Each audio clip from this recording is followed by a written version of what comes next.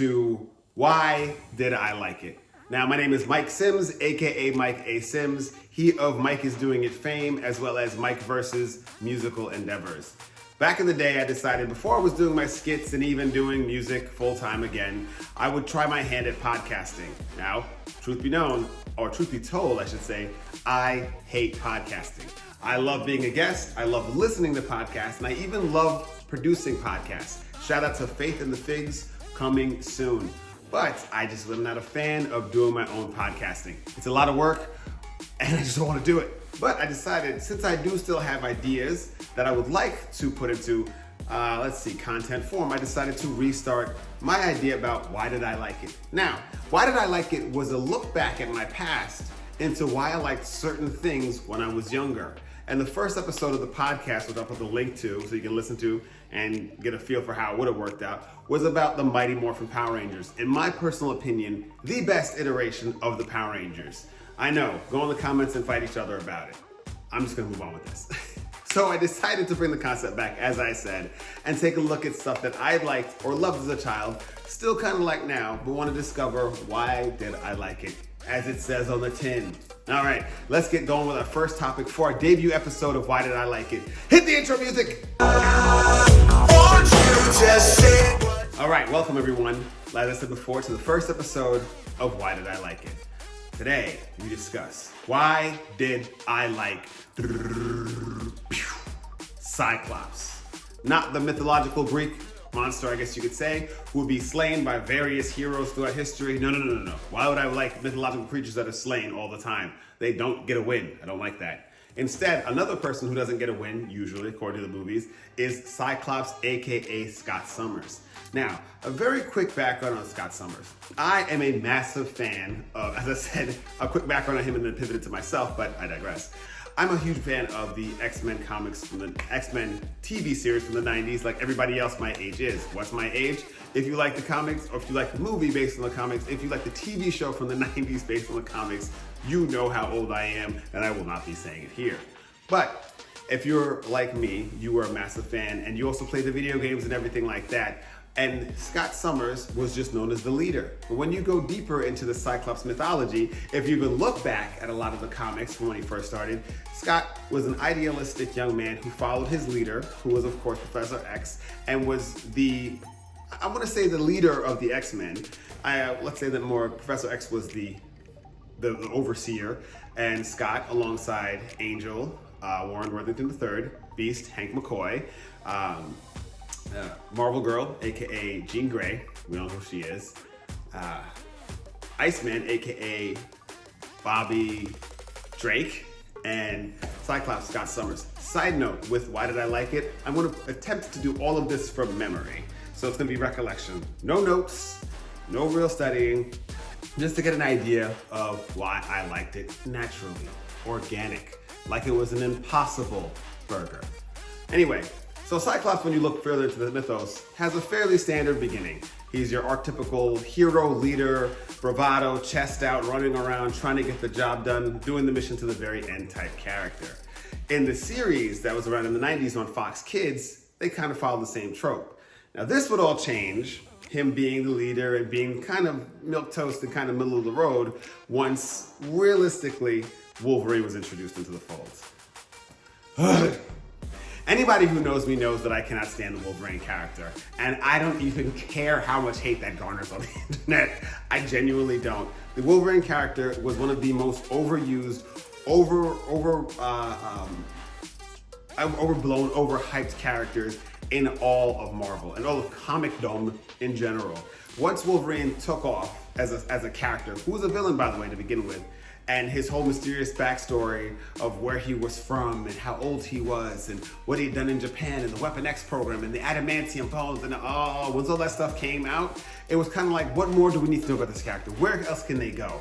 Yes, he's gruff. Yes, he doesn't like anybody. Yes, he was based on somebody from the movie Slapshot. If you don't know what I'm talking about, go look at the movie Slapshot. I can't remember the character itself, but he's a short, stocky young man with big, bushy sideburns, and he rolls up on one of the other characters. And if you know Wolverine, and if you watch the movie Slapshot from back in the day, it was probably the 60s or 70s, you will know exactly which character I'm referring to. And you'll be like, Mike was right. And I'll say we're on a first name basis, Mr. Sims. Anyway, so getting back to it, once Wolverine came around, Cyclops, as always, was just looked at as boring. He was just too much. So they doubled down on the fact that Cyclops was boring by having his relationship with Marvel Girl, aka Jean Grey, become a love triangle. Now, back it up. Marvel Girl and Cyclops have been dating for the longest time. Jean Grey and Cyclops. If you even tangibly know comics, you understand that it's Cyclops and Jean Grey, aka Phoenix, aka Marvel Girl, whatever you want to call it. They've been on and off for years, even when she became a clone and blah. Mike, you're digressing. Sorry. Anyway, Cyclops and Marvel Girl had dated, typical teen romance back in the day, blah, blah, blah, blah, blah. Wolverine comes and he upsets the popular flow of things. He's this catalyst that just causes change among X-Men in general. And then you have other titles that spin out of that where they have to be more hardcore. So you get like Generation X, and you get like X-Force, and you get X-Factor. And the X-Men in the 90s are very like, yeah, come on. Like the 90s gets known for grunge and blah, blah, blah. But that was just a genre of music. The 90s was way more than that was. Like action movies were way over the top. Have you ever seen Eraser? Have you ever seen True Lies? Have you ever seen Face Off? Have you seen a 90s action movie? You know that they were absurd. That was translated to comics. But to be fair, in the 90s, we were totally okay with that much violence, no matter how young we were. It was just kind of normal. It was almost cartoon. No, it was cartoonish. Go watch, I know Mortal Kombat just came out. Go watch the Mortal Kombat from 1995. They call that super violent. After you're done laughing at the whole amazing, dope movie, you'll say, there's no wonder that in the 90s, this was like a classic already, to us at least, my age. Again, if you know, you know. Anyway. But the 90s were hyper-violent, so a character like Cyclops, who didn't have claws and knives coming out of his hands, was going to be seen as just kind of boring. A guy who wanted everyone to do the right thing was not really going to appeal to anybody. Remember, this was the era of Stone Cold Steve Austin and countless other anti-heroes. I mean, Duke Nukem, who was the worst video game character of all time, was popular in the 90s. So that's kind of all you really need to know. For those of you who don't know Duke Nukem, look him up. And if he doesn't just spell out for you, old guy trying too hard, even back then I don't know what will. Point is, anti-heroes were all the rage. So Cyclops had fallen to the wayside. So I don't remember exactly offhand if Wolverine ever actually successfully took Jean Grey from Cyclops. I know there were some, mind control shenanigans and all this kind of stuff and blah, blah, blah. But whatever. The X-Men comics are notorious for having clones and mind control and time travel to just undo storylines constantly. It's a part of one of my favorite storylines, Days of Future Past, and one of the worst. And that wasn't even X-Men, it was just Spider-Man, One More Done, the Clone Saga. Look it up, it's crazy. Anyway, so Cyclops, who was always my favorite character, was basically pointed out to be this loser, this guy who just was always failing. He was the boss who'd run in head first, get knocked out, and then Wolverine would come and save the day, and the X-Men would always look cool because Wolverine was cool. And then by the time, this whole thing had happened in the comics, it was like, all right, well, fine. Wolverine is like seen as the leader, but he's not the leader because he has to be the cool guy to save everyone. Then came the movies. And the character of Cyclops was already way neutered because of the fact that he was supposed to be the leader, and leaders in movies and TV shows in the 90s were meant to be disrespected. Once the 2000s rolled around and the first X-Men movie came out, I was like, this is it. This is gonna be Cyclops' time to shine. He's gonna be the man. James Marsden is an amazing actor. Those cheekbones are phenomenal. His cheekbones can cut glass. He's gonna be Cyclops, visor placed right above the cheekbones. Anybody saw the X-Men movies from the 2000s, you know that despite those magnificent cheekbones, aghast, it was terrible. They were great movies, don't get me wrong. They were amazing, and I love them. I've seen it so many times. I have the collection on DVD and VHS. Again, I gotta stop saying how old I am before this is a turn-off.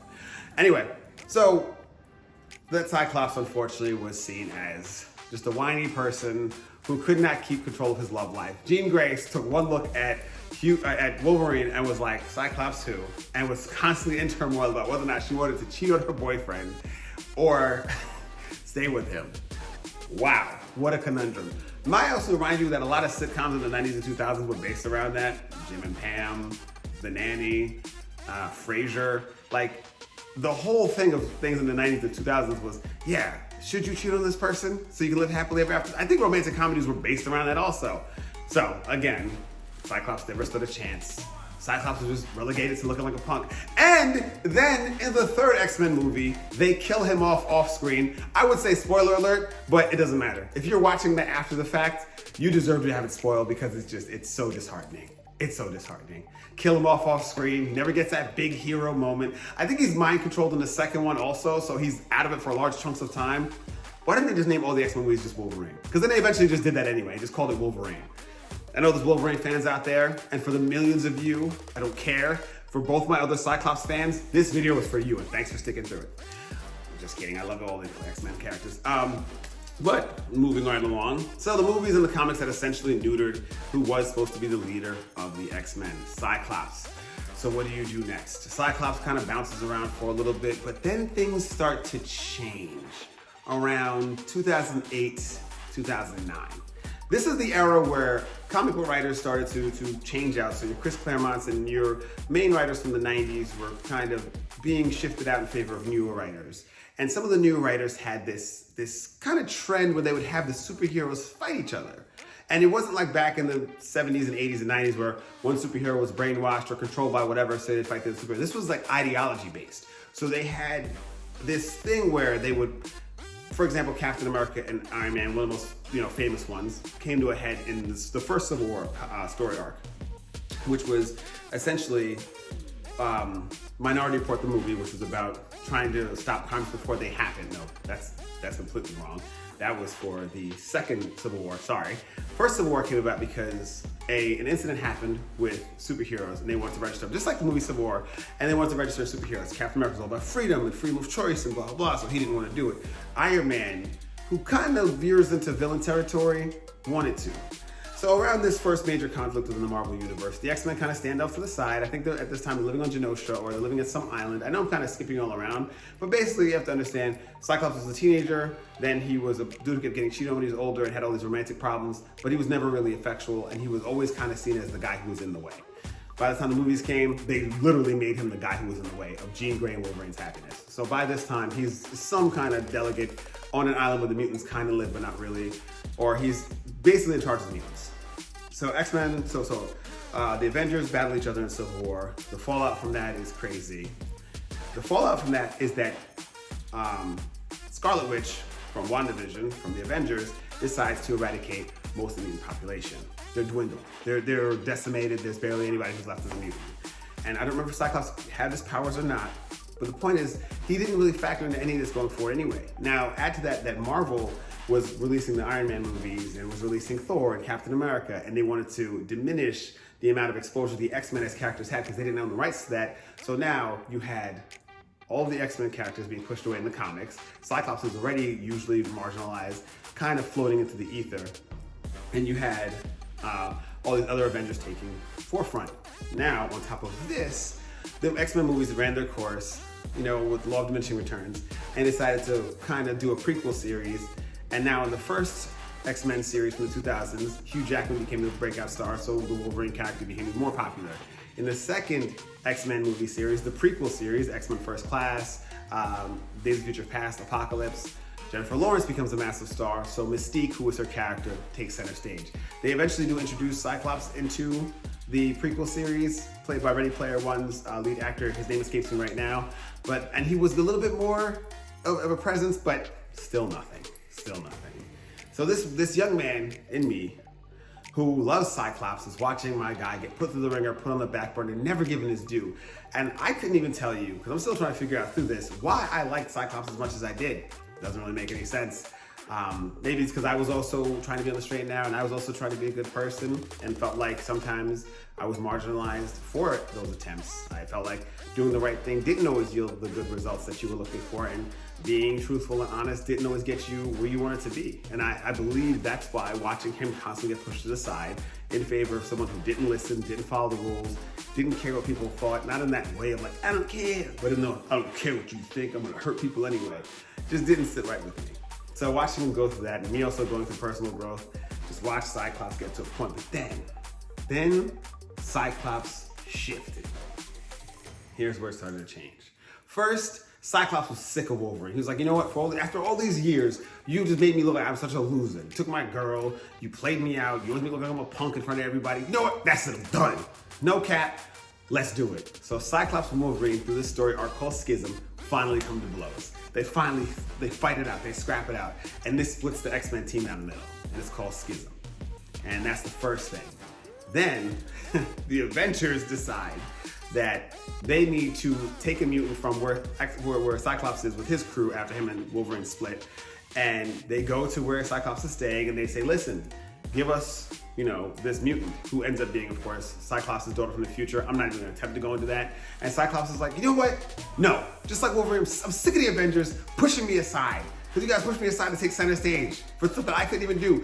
Is it my fault that Fox owned the X-Men characters for this long? How is that my fault? So then he's like, nah, Captain America, you know what? I never liked you. He didn't say this verbatim, but I'm just paraphrasing.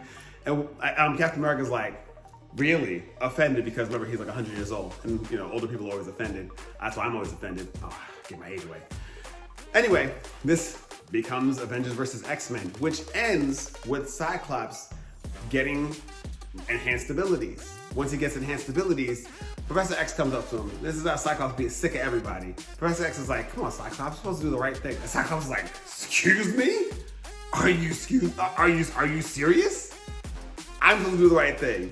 After everybody else can do whatever they want for the longest time and just run around here all willy-nilly with very little recourse for their actions, now Cyclops has to do the right thing.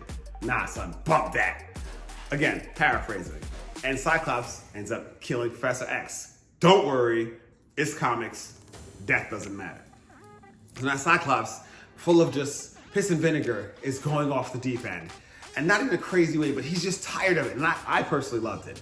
I was like, look at his history. Look at what's happened to him. Look at what's gone on with him. I haven't even gotten to the amount of times that he had Jean Grey cloned and over again, because she did at some point die as well and was dead for a very long time. So he had to deal with clones who were pretending to be her. Different villains putting images in his mind of her still existing, like basically messing with Cyclops' mind. Plus Professor X, who would also do dark and basically villainous things that I don't feel like going into. So your mentor is basically pushing you towards these goals that are impossible to achieve. Your frenemy is constantly being validated as a hero while listening to zero people. Your girlfriend who died years ago is constantly being brought up. Like your siblings, because he does have siblings, teeter the line between huge supervillain, Gabriel Summers, aka Vulcan, or sporadic anti-hero, Havoc, but don't really have to face consequences for their actions. And everyone's always saying, yo, Cyclops, what is your problem? Of course you snap. So now Cyclops has been arrested. He's been, seen as an enemy because he went against the Avengers, who are the team of the people. So if you're against the Avengers, you're automatically a villain, whatever. Even though they just fought each other. Then the Inhumans decide to come after the X-Men for whatever reason. And the Inhumans have this thing where they get their powers from this mist that ends up killing humans. Now, I'm sure they backtracked to me, this whole big thing where it was whatever. The point is, Cyclops again has to step up and is killed in this ensuing scuffle. He's not, because again, death doesn't matter. But the point is, this new Cyclops became very kind of divisive for people, readers especially, because it was like, well, this is not who Cyclops is. But I was like, what is he supposed to be? Because as somebody who was younger watching Cyclops and seeing him constantly, when I tell you Cyclops was always getting knocked out or just ran over, there was one comic issue where Storm, for whatever reason, decides to start challenging Cyclops for the leadership of the X-Men. I don't even have to tell you, but listen to the stories I've told you about his life already, and just let me know if you know how that turned out for Cyclops. Just wild guess. If you wrote in the comments that she won, immediately. I think it was like a 3-minute fight, and she didn't even have powers at the time. She had a little mohawk, and she was like, cool, Storm. It was dope. The point is, I always liked the Cyclops character because he tried hard to do what was right. But I, in turn, started to love the Cyclops character when he decided to be like, that's it. That is it. That is it. I am done. The Cyclops character throwing down his mentor's dream of peace and equality amongst mutants and humans was fantastic. And you know what's crazy? If you read the X-Men comics now, the X-Men and the mutants are no longer even a part of regular society. They have completely separated themselves and they live on a mutant island known as Krakoa. So they have essentially done what Cyclops decided to do many, many moons ago. Here's where things get a little dicey going forward for the Cyclops character. Because why did I like him back then? Because he was a guy who was trying to do what's right and was trying to do what he was supposed to do in terms of what he thought was his mission. Once he realized that this was not ever going to work, he pivoted and he faltered and he made mistakes and he rebounded. And you know what one of my favorite arcs is? And with all that said, before the Krakoa issue comes along, the Krakoa situation comes along, Cyclops realizes that the mutants are being hunted down again, being chased again. The X-Men are no longer a thing. They're no longer doing anything. And at his lowest, at his bottom, somebody comes to him and is like, we have to fix it. And the Cyclops of bitter yesterday, the Cyclops of angry days prior, the Cyclops who is just like giving up because of all he's been through is like, all right. And they get down to business. And of course, who is it who comes to him for help? Wolverine. But ladies and gentlemen, that is the end of my rant. So why did I like Cyclops? Because he's a guy who was trying to do the right thing and did some wrong things along the way. And eventually hopes to figure it out. It's ongoing. So did little Mike, was he right in liking Cyclops as his favorite X-Men character? I don't know. You let me know. Who's your favorite X-Men character? Who would you like to see me do a video on next? Or what would you like me to do a video on next? I mean, if you are around my age, or if you're just a younger person, or if we like the same things, throw them in the comments. Maybe something to spark my interest and spark my, I guess you could say, creative juices. But until then, please don't forget to subscribe to this channel. Please also follow me on Instagram at Mike A. Sims. Please also download Rizzle, that's R-I-Z-Z-L-E, from the App Store or whatever device you're using, and follow me at Mike A. Sims. Also follow the Mike A. Sims Facebook and the Mike is Doing Stuff Facebook page. And until next time, this has been Why Did I Like It? Won't you just say what you